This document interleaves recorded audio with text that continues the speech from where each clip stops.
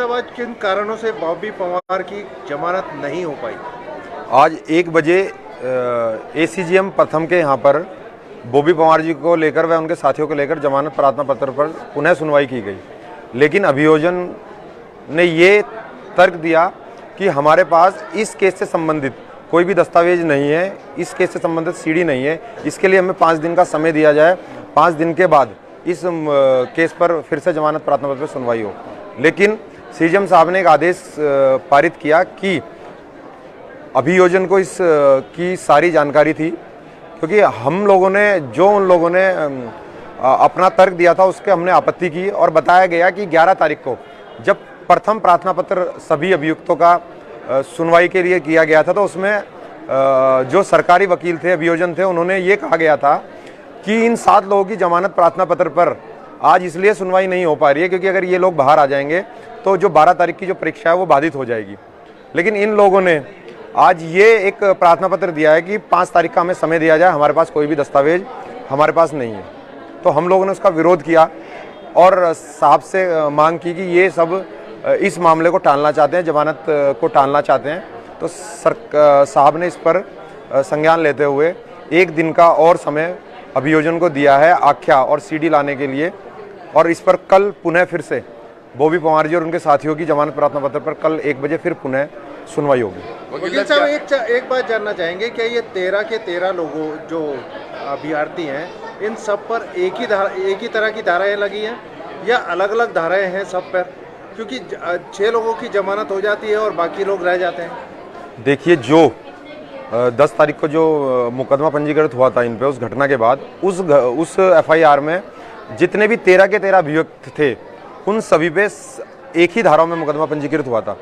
लेकिन जब 11 तारीख को अर्जेंसी में कोर्ट ने सुनवाई की तो उसमें उन 6 अभियुक्तों को ही कंसीड किया गया जिन लोगों का परीक्षा थी 12 तारीख की, और बाकी 7 लोगों के लिए आज की डेट लगाई गई थी और आज उस पर सुनवाई हुई थी।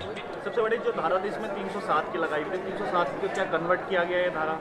जब 307 में रिमांड लेकर पुलिस आई थी तो सीजेएम साहब के यहाँ बहस हुई, तो साहब को बताया गया कि जो भी इसमें जो 307 की धारा लगाई वो बनती नहीं, क्योंकि मेडिकल का जो आधार था उस मेडिकल के आधार पर सिंपल इंजरी मेडिकल में लिखी हुई थी। तो सीजेएम साहब ने उसमें संज्ञान लिया और मेडिकल के आधार पर 307 को हटा के उसमें 324 पर रिमांड लिया गया। शासन की तरफ से कौन कौन लोग मौजूद थे और क्या उनके द्वारा कहा गया? शासन की तरफ से जो बेल का जो अपोज कर रहे थे उसमें डीजी साहब थे, जेडी साहब थे, डीजीसी साहब थे, एसपी सिटी थी और एपीओ साहब थे। सभी लोगों ने बेल का विरोध किया गया और एक अर्जोनमेंट दिया गया कि हमें 5 दिन का समय चाहिए, हमारे पास इस केस से संबंधित कोई भी आख्या और सीडी नहीं है जिससे कि हम इस प्रार्थना पत्र पर अपनी बहस कर सकें। सर, इस पर आपने क्रॉस क्वेश्चन किया कि जब आपके पास सबूत ही नहीं है या अभी नहीं है तो आपने ये मामले दर्ज कैसे किए?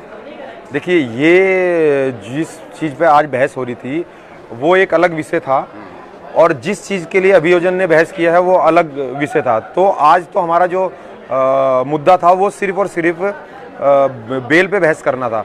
जो चीज़ें आप कह रहे हैं वो एक ट्रायल का विषय है। अच्छा सर, अब क्या लग रहा है आपको कि कल के लगा तारीख लगी है, क्या लगता है आपको ये अभी भी प्रभावित कर सकते हैं या? देखिए, जिन धाराओं में मुकदमा पंजीकृत किया गया है उन धाराओं में अमूमन 1 दिन में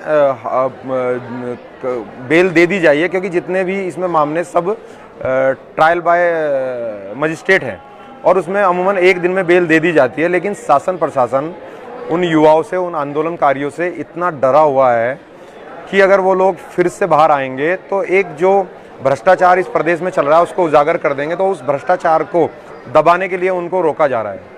वकील साहब, क्या इसमें और धाराएं भी ऐड ऑन हो सकती हैं अभी? देखिए, फिलहाल जो इन लोगों ने अपनी जो आख्या दी थी उस दिन तो इन्होंने कोई भी धारा उसमें जोड़ी नहीं थी, लेकिन अब आगे जो विवेचना होगी उसमें ये लोग कोई भी धारा बढ़ा सकते हैं, कोई भी घटा सकते हैं।